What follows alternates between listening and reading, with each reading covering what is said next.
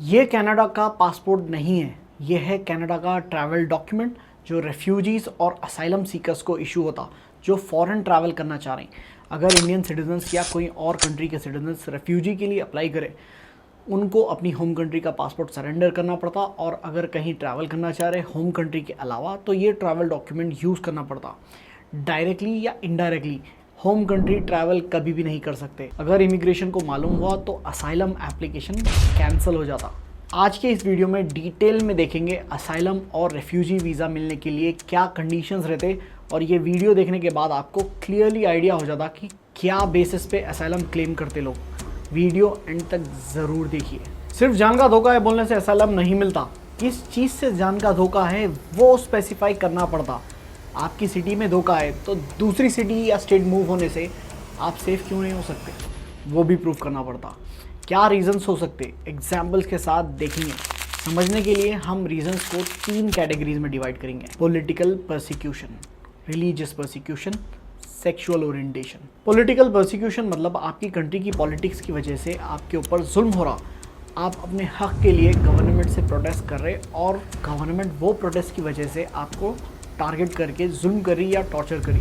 Example civil war in Syria, Khalistani movement in India, Hong Kong और China का issue, या किसी कंट्री में ऐसा कुछ सिमिलर हो रहा। तो रिलीजियस परसिक्यूशन मतलब आप जो रिलीजन फॉलो करते वो रिलीजन फॉलो करने नहीं दे रहे और बहुत जुल्म और टॉर्चर कर रहे, जैसा कि Uyghur Muslims in China, Ismaili Shias या कादियानीस इन पाकिस्तान, बर्मा में जो हो रहा, यहूदियों के साथ जो हुआ था जर्मनी में ड्यूरिंग वर्ल्ड वॉर 2 के टाइम पर। ये चीज़ें रिलीजियस परसिक्यूशन की कैटेगरी में आती। सेक्सुअल ओरिएंटेशन मतलब आप LGBTQ+ कम्युनिटी से है। म्यूजिक।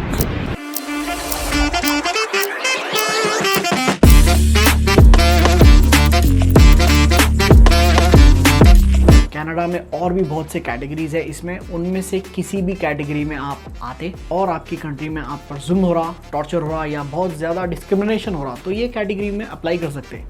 अगर आप हैदराबाद से या इंडिया के बहुत से रीजन्स में से आते हैं तो पॉलिटिकल एंड रिलीजियस परसिक्यूशन की कैटेगरी के लिए क्वालिफाई नहीं हो सकते। आजकल पॉलिटिक्स की वजह से जितना भी तमाशा हो रहा होगा कंट्री में, स्टिल इंडिया एक सेफ कंट्री कंसिडर होती इंटरनेशनल लेवल पर, और ये बात सही है। आज जो हमारे लोग रेफ्यूजी और असाइलम अप्लाई करना चाह रहे हैं और उनका वीज़ा अगर सक्सेस होना है तो वो लोग 3rd कैटेगरी के लिए अप्लाई करना पड़ता, सेक्सुअल ओरिएंटेशन। बोलना पड़ता बार बार हर एक वीज़ा इंटरव्यू में कि आप LGBTQ+ कम्युनिटी में से है, और उसमें भी एग्जैक्टली कौन सी कैटेगरी में आप आते, क्यों आते, कब से ऐसा फील कर रहे, तो ही आपका रेफ्यूजी वीज़ा सक्सेस होने के चांसेस है। अगर आप हैदराबाद या तेलंगाना से है तो ये रीज़न के अलावा कोई और रीज़न नहीं है आपके पास रेफ्यूजी लेने के लिए। आजकल बहुत से लोग टूरिस्ट वीज़ा पर कनाडा गए और वर्क परमिट आ गया बोल रहे हैं। इसमें बहुत से लोग असाइलम अप्लाई कर दिए और एप्लीकेशन अप्रूव नहीं हुआ, लेकिन अंडर प्रोसेसिंग में है वो, और वो ड्यूरेशन में वर्क राइट्स के लिए अप्लाई कर दे रहे, और वर्क राइट्स आने के बाद सबको बोलते फिर रहे कि उनका वर्क परमिट आ गया। LGBTQ है बोल के असाइलम रेफ्यूजी वीज़ा डाले तो शादी किससे करते? फिक्र मत करिए, कनाडा में सेम जेंडर मैरिज 2005 से लीगल है, कैनेडियन सिविल मैरिज एक्ट 2005। ये कैटेगरी में कनाडा का असाइलम अप्रूवल रेट 47% है, 47%। एजेंट या लॉयर की क्या ज़रूरत है आपको? फाइल स्ट्रॉन्ग करने के लिए एज अ लॉयर मैं आपको एक अल्ट्रा प्रो मैक्स टिप देता हूँ। आपके अदर हाफ के साथ हाथों में हाथ डाल के, गले में हार पहन के फोटो लियो और आपके हर एक सोशल मीडिया अकाउंट में अपलोड कर दो। नीचे जो कमेंट्स आते उसका स्क्रीनशॉट लियो और वही जाके इमिग्रेशन रेफ्यूजी बोर्ड को बता दो, और आपकी फाइल अप्रूव। उसके बाद आगे की ज़िंदगी घर वाले और जान पहचानत वालों को जस्टिफाई करो। वैसे भी ज़िंदगी में कभी होम कंट्री ट्रैवल नहीं कर सकते, तो इससे फ़र्क क्या पड़ता? इतना सब किस चीज़ के लिए? कुछ पैसे कमाने के लिए, या लालची अंगूठा छाप एजेंट्स की बात सुनने के लिए?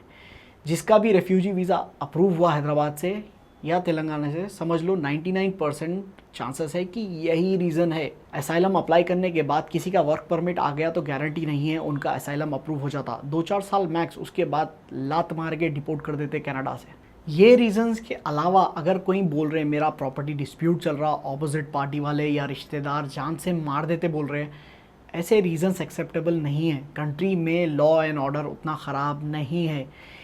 इनफैक्ट मेरा पर्सनल ओपिनियन है कि इंडियन पुलिस ज़्यादा इफेक्टिव है बहुत से वेस्टर्न कंट्रीज से। डम्मी अंगूठा छाप एजेंट से फाइल करा रही।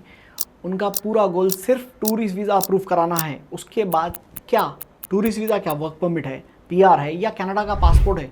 अगली बार कोई एजेंट बोले रेफ्यूजी या असाइलम डालने के बारे में तो पूछो उनसे क्या बेसिस पे डाल दे, जान का धोखा किस वजह से है, क्या उन्होंने भी LGBTQ कम्युनिटी से है।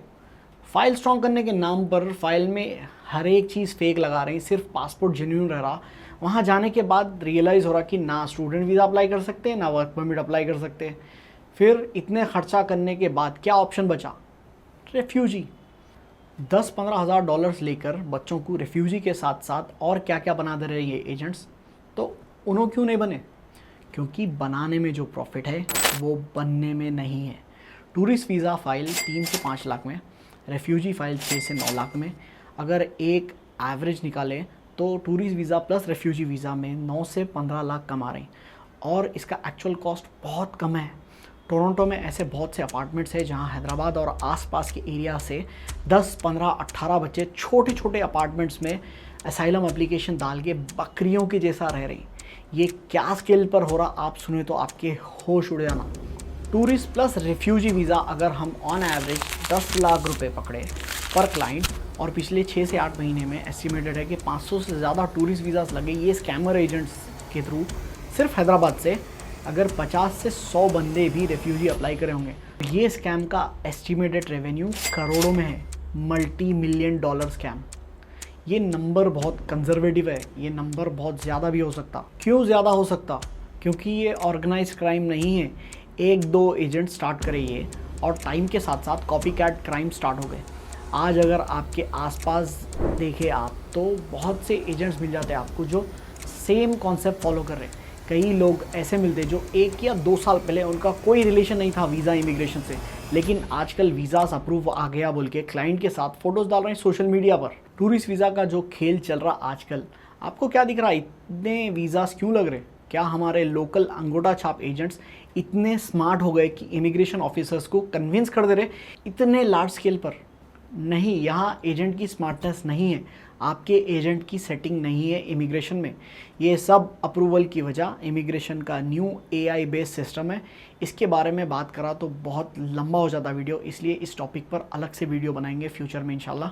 पैसे कमाने वाले एजेंट से हमको प्रॉब्लम नहीं है, लोगों की ज़िंदगी ख़राब हो रही उससे है। असाइलम एप्लीकेशन से हमारी सिटी और स्टेट की रेपुटेशन ख़राब हो रही उससे है।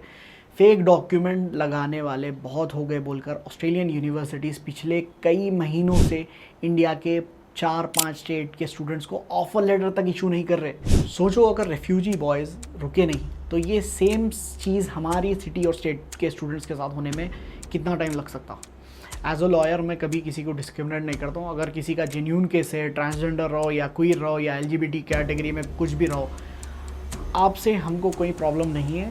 आप अप्लाई करिए। सोशल मीडिया पर पोस्ट करने की अल्ट्रा प्रो मैक्स टिप दे दिया हमें, जिससे free of cost asylum approve हो जाता। 10-15 हज़ार डॉलर देने की किसी को ज़रूरत नहीं है।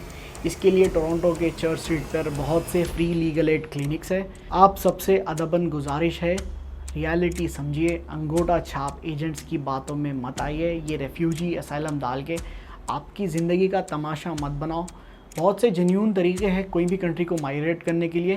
थोड़ा टाइम लगता, थोड़ी तकलीफ़ भी होती, लेकिन इज़्ज़त और ईमानदारी के साथ आप सिर उठा के जी सकते और आपके स्टेट और सिटी की रेप्यूटेशन भी बरकरार रहती।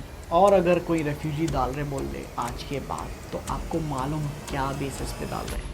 शेयर करिए ये वीडियो अपने दोस्तों के साथ हर एक व्हाट्सएप ग्रुप में। Stay informed, stay safe. मिलते हैं अगले वीडियो में।